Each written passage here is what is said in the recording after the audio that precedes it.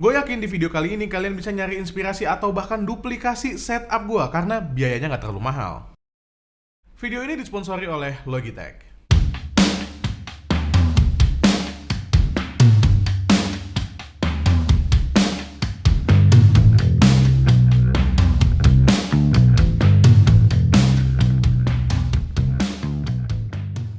Gue udah ngelewatin banyak setup, mulai dari yang harganya nggak terlalu mahal sampai setup yang pakai monitor harga 21 jutaan. Turns out ternyata gue nggak butuh-butuh banget sama si monitor harganya 21-22 jutaan itu. Dan akhirnya gue malah kepikiran untuk kenapa nggak gue tone down aja setup gue, tapi semua fungsi masih dapet. Gue bisa kerja di sini, gue bisa live streaming di sini, gue bisa main game di sini, dan jadilah setup yang ada di belakang kalian ini. Pertama gue akan mulai dari mejanya dulu. Mejanya ini adalah meja seat stand dari Udesk yang udah pernah gue bahas di video setup sebelumnya.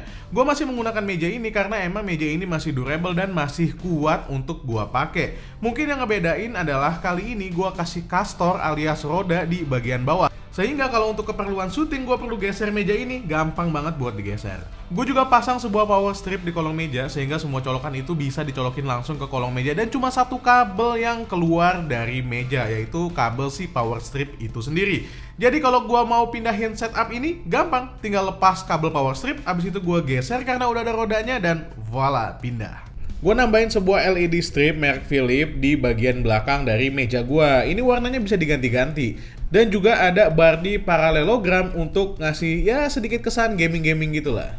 Nah, sekarang kita masuk ke apa aja yang ada di atas mejanya ini. Mulai dari mesin kerja gue.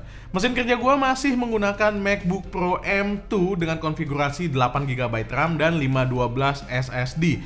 Gue masih pakai MacBook Pro M2 13 inci ini karena buat keperluan editing gue, video 4K pun masih kuat dikerjain di MacBook Pro ini. Karena MacBook Pro 13 inci itu cuma punya 2 buah Thunderbolt 4, makanya gue colokin sebuah USB hub dari Baseus yang udah pernah gue bahas juga beberapa tahun yang lalu. USB hub ini udah gue pakai selama itu dan masih bisa gue pakai sampai sekarang. Sekarang gue colokin di kolong meja. USB hub ini punya banyak banget port, 16 port in one. Jadi untuk semua keperluan gue ini udah cukup. Sampai card reader pun ada di USB hub ini. Tapi karena 13 inci itu gue rasa masih kurang dan gue juga ada keperluan untuk main game serta live streaming di meja ini, makanya gue tambahin sebuah monitor.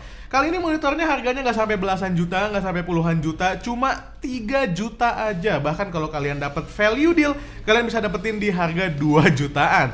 Ini adalah sebuah panel FPS berukuran 24 inci dengan resolusi 1080p dan refresh rate 144 Hz.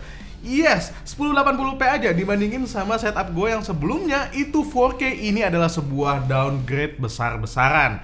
Tapi ternyata 1080p masih pas untuk mata gue ketika gue ngedit pun masih oke. Apalagi monitor ini punya akurasi warna sampai 99% sRGB. Dan ketika gue sandingkan side by side dengan MacBook Pro 13 inci, hampir nggak ada bedanya.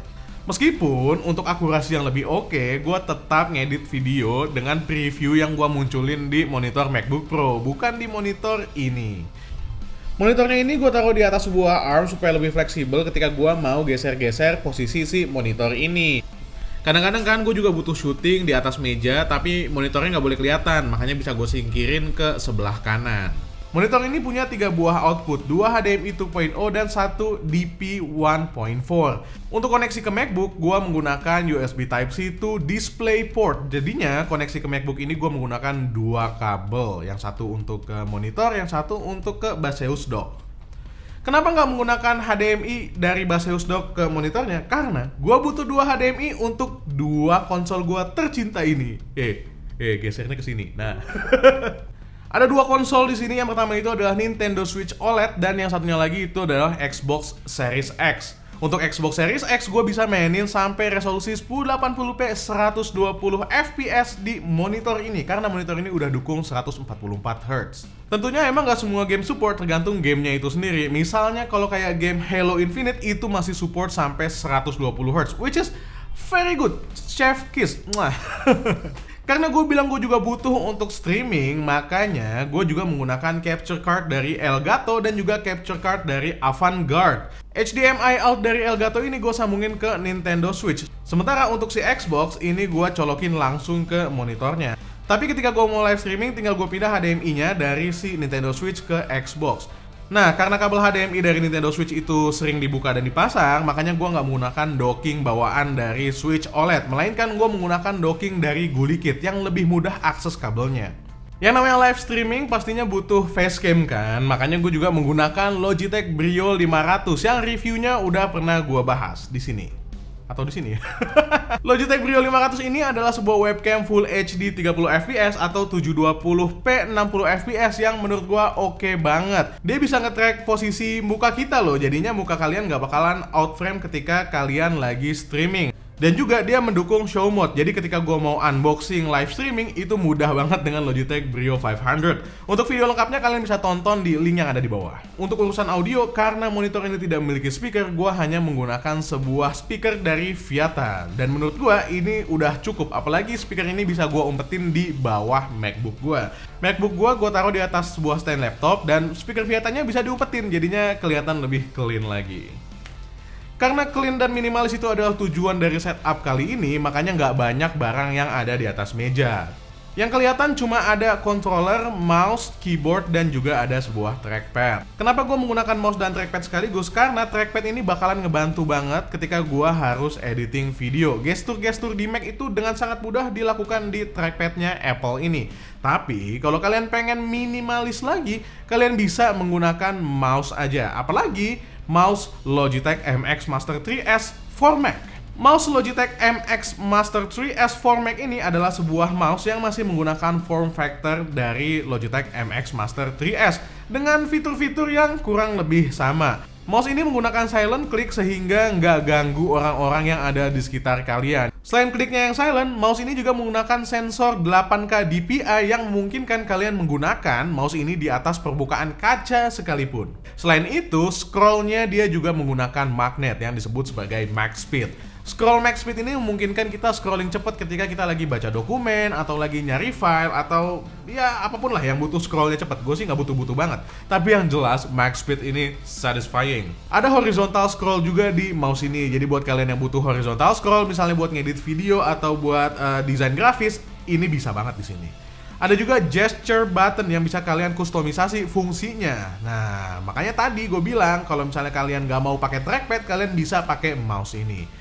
Apa sih yang ngebedain MX Master 3S dengan MX Master 3S for Mac? Yang pastinya yang pertama, untuk MX Master 3S for Mac dia tidak mendapatkan sebuah dongle Logibolt. Tapi kalau kalian punya dongle Logibolt, kalian tetap bisa koneksiin si MX Master 3S for Mac ini ke Logibolt, nggak masalah. Selain itu, kabel yang didapatkan di paket penjualan juga USB Type-C to USB Type-C, bukan USB Type-C to USB Type-A, yang mana memudahkan koneksi kita ke MacBook. Ya kalian tahu sendiri lah ya, MacBook itu portnya emang Thunderbolt doang, yang mana interface-nya itu menggunakan USB Type-C. Jadi kabel C to C itu pantas banget buat dikasih di MX Master 3S for Mac ini. Dan untuk keyboard ya, gue menggunakan Logitech MX Keys Mini for Mac yang juga punya warna sama kayak MX Master 3S for Mac, yang warnanya nih putih keabu-abuan, which is very minimalist. Untuk review lebih lengkap dari kedua barang tersebut, ada linknya di deskripsi. Tonton aja di bawah. But wait, video ini belum selesai karena gue punya hack untuk koneksiin si MX Master 3S for Mac dan juga MX Keys Mini for Mac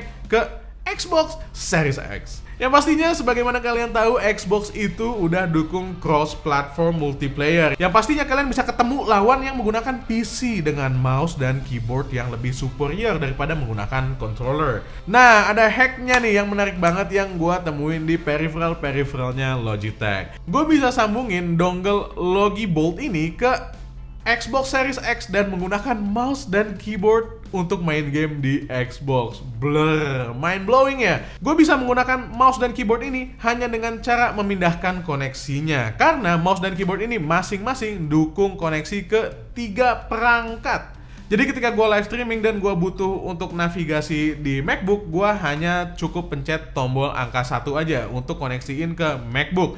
Dan kalau gue mau main game lagi, gue bisa langsung pencet koneksi kedua untuk koneksiin ke Xbox, which is very convenient. Dan gak ketinggalan, supaya lebih berasa profesional lagi, gue juga menggunakan Logitech G Pro Super Light ini yang gue sambungkan ke Xbox Series X langsung dengan dongle-nya.